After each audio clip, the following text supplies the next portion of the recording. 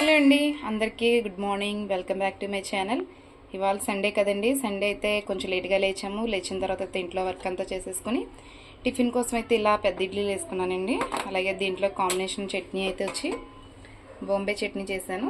మా పిల్లలు అయితే తినేశారు, ఇంక నేను తినాలి. రైస్ అది కడిగి పెట్టేస్తాను కదండి. ఇప్పుడు నేనైతే టిఫిన్ చేసిన తర్వాత బిర్యానీ ప్రాసెస్ అయితే మొదలు పెట్టుకుంటాను. ఇలా మనం చిన్న రేకుల్లో 4 ఇడ్లీ పెట్టుకునే బదులు ఇలా 1 ఇడ్లీ పెట్టుకుంటే సరిపోద్దండి. అలాగే బాంబే చట్నీ చాలా రోజులు ఏంటండి బాంబే చట్నీ చేసి. మా ఇంట్లో బాంబే చట్నీ అంటే చాలా బాగుంటుంది. ఎవరికైనా ఈ బాంబే చట్నీ రెసిపీ కావాలని అంటే కనుక కామెంట్ చేసి అడగండి. నెక్స్ట్ వీడియోలో అయితే బాంబే చట్నీ రెసిపీ అయితే చేసి చూపిస్తాను. టిఫిన్ అయితే చేస్తానండి. ఇప్పుడైతే రొయ్యల్లోకి మసాలా అంతా కలుపుకుంటున్నాం కదా, అదైతే మీకు చూపిస్తున్నాను. ఎక్కువ లెంత్ ఎక్కువైతే చూపించకూడదు అనుకుంటున్నానండి.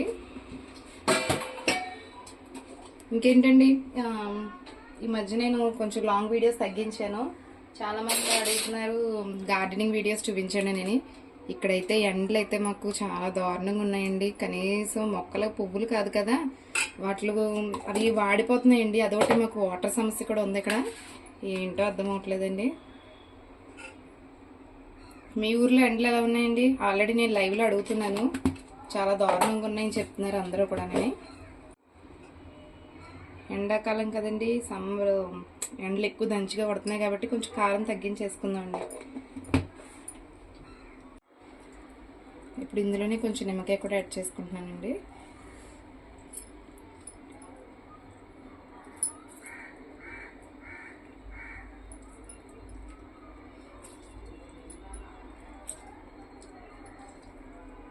అలాగే ఇందులో కొంచెం కరివేపాకు, కొత్తిమీర, పుదీనా అన్నీ వేసుకుంటున్నానండి. కొత్తిమీర కరివేపాకు బయట నుంచి తెచ్చుకుంటున్నాం. పుదీనా అయితే మన మేడ మీద ఉంది కదండి, కొంచెం కట్ చేసి తెచ్చుకుందాం దాన్ని. కొత్తిమీర కరివేపాకు వేస్తున్నాను కదండి. పైకి అయితే పుదీనా తెచ్చుకోవడానికి వెళ్తున్నాం కదా, ఈ లోపల మనం కొంచెం మజ్జిగ చల్లగా తాగి అప్పుడు పైకి వెళ్దామండి. అంటే ఈ మజ్జిగ తాగి ఎంత పైకి వెళ్ళండి, ఎంత దారుణంగా ఉన్నాయి ఎండలు చూడండి. ఇప్పుడు మేడ మీదకి అయితే వెళ్తున్నానండి. చాలా అంటే చాలా దారుణంగా ఉంది ఎండ.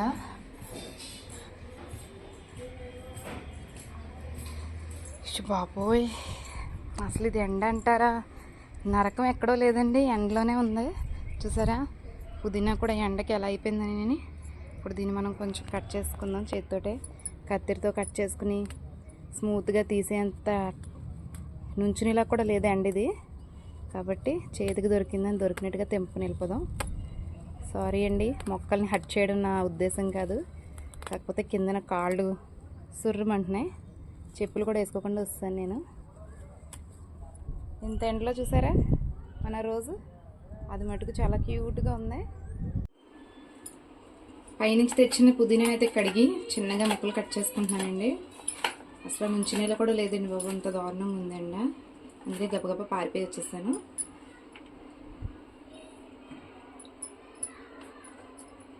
ఇప్పుడు పుదీనా వేసాం కదా, ఇదంతా బాగా కలుపుకుందాం.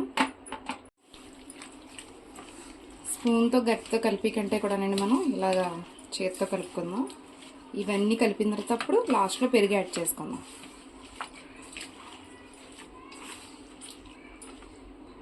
బటర్ఫ్లై షేప్లో కట్ చేశానండి ప్రాన్స్ని అయితేనే. ఇప్పుడు పెరుగు వేసుకుందామండి. ఈ రొయ్యలని అయితే కలుపుతుంటే కొత్త ఐడియా వచ్చిందండి. ఇది రొయ్యల బిర్యానీ కాదు, సీతాకోక చిలుకల బిర్యానీ అంట. ఎందుకంటే వీటి షేప్ అయితే సీతాకోక చిలుకలా కట్ చేశాను అన్నాను కదా, జస్ట్ ఇప్పటికిప్పుడే ఆలోచించి పెట్టాం పేరు.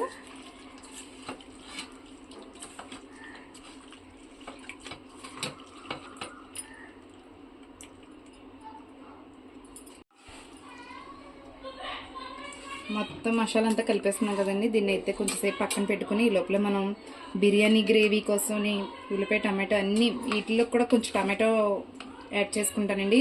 గ్రేవీ వస్తుంది కొంచెం టమాటాలు ముందుగా మగ్గించేసుకోవడం వల్ల. అయితే ఇప్పుడు టమాటో, ఉల్లిపాయ అన్నీ కట్ చేసుకుందాం. దీన్ని పక్కన పెట్టుకుందాం మూత పెట్టుకుని.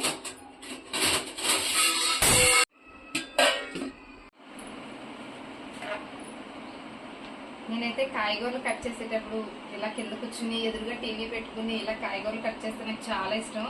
నాలా ఇష్టపడే వాళ్ళు ఎవరైనా ఉంటే కామెంట్లో చెప్పండి. నేనైతే మటుకు ఎక్కువ ఉల్లిపాయలు టమాటోలు ఏమైనా కాయగూరలు కట్ చేయాలనుకుంటే కనుక ఇలాగా కింద బాస్మతి వేసేసుకుని చక్కగా కూర్చుని టీవీ పెట్టుకుని మరీ కట్ చేసేసుకుంటానండి. ఇప్పుడు కూడా అదే పని చేస్తున్నాను.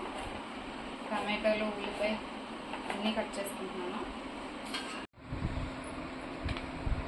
రొయ్యల్లో మసాలా కోసం అని చెప్పి టమాటాలు అయితే విడిగా కట్ చేస్తున్నానండి. అలాగే బిర్యానీలోకి ఈసారి అయితే కట్టా చేయట్లేదు, షేర్వా చేయమంటున్నారు. అందుకని చెప్పి ఉల్లిపాయ టమాటో కొన్ని గసగసాలు అలాగే ఇప్పుడు కొన్ని జీడిపప్పు తీసుకుందామండి.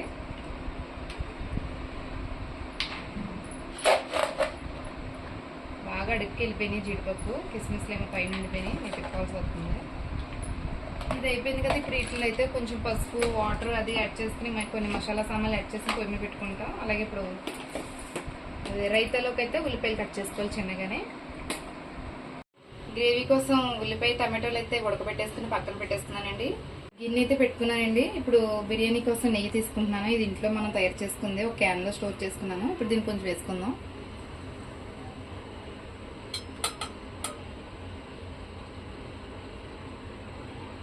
నెయ్యితో పాటు కొంచెం నీళ్ళు కూడా వేసుకున్నానండి.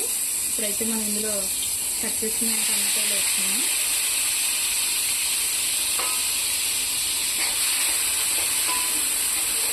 బాగా కాలిందండి గిన్నె, అందుకే బాగా వేడిగానే సౌండ్ వస్తుంది.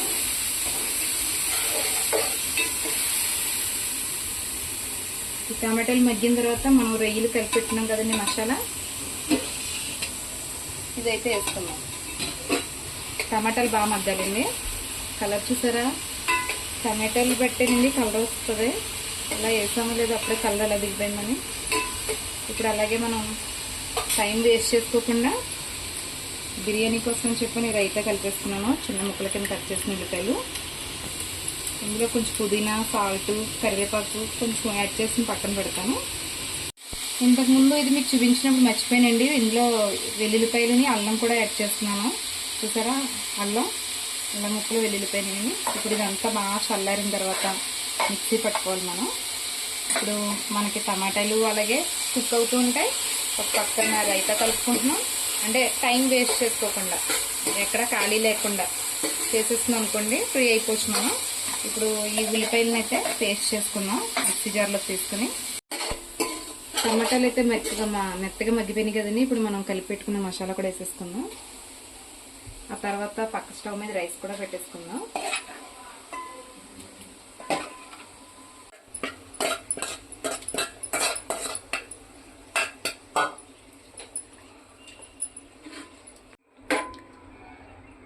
ఇంకా బిర్యానీ తయారు అవ్వకముందు చూసారా, ఒక టమాటా తోటి ఆ కలుపుకున్న మసాలాతో చాలా కలర్ఫుల్గా కనిపిస్తుంది కదా. ఇంకా వండిన తర్వాత దీని టేస్ట్ చూడాలండి.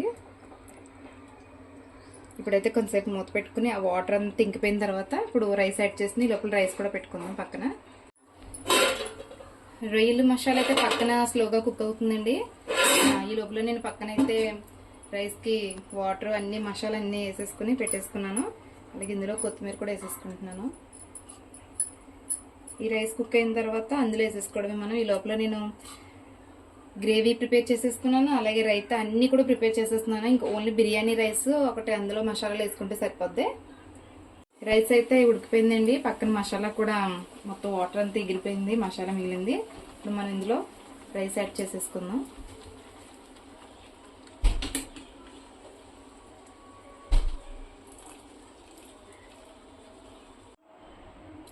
మొత్తం రైస్ అంతా వేసుకున్నానండి, ఇలా స్ప్రెడ్ చేసుకున్నాను కదా. ఇప్పుడు కొంచెం సేపు మనం మూత పెట్టుకుని కొద్దిగా చిన్న మంట మీద స్లోగా కుక్ చేద్దాం.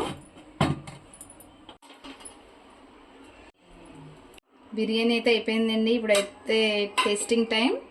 చూసారా, రొయ్యలు చిన్న సైజు చికెన్ ముక్కల్లా ఉన్నాయి.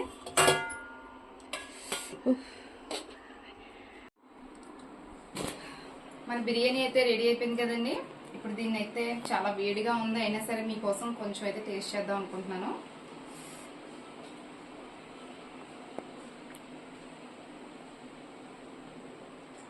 బిర్యానీ అయితే చాలా బాగుందండి. నేనైతే ఈ బిర్యానీని తిని కంప్లీట్ చేసి పనిలో ఉంటాను. మీరందరూ కూడా లైక్ చేసేసి అలాగే మీకు తెలిసిన వాళ్ళందరికీ కూడా షేర్ చేసేసే పనిలో మీరైతే ఉండండి. మళ్ళీ నెక్స్ట్ వీడియోలో కలుసుకుందాం. బాయ్ అండి.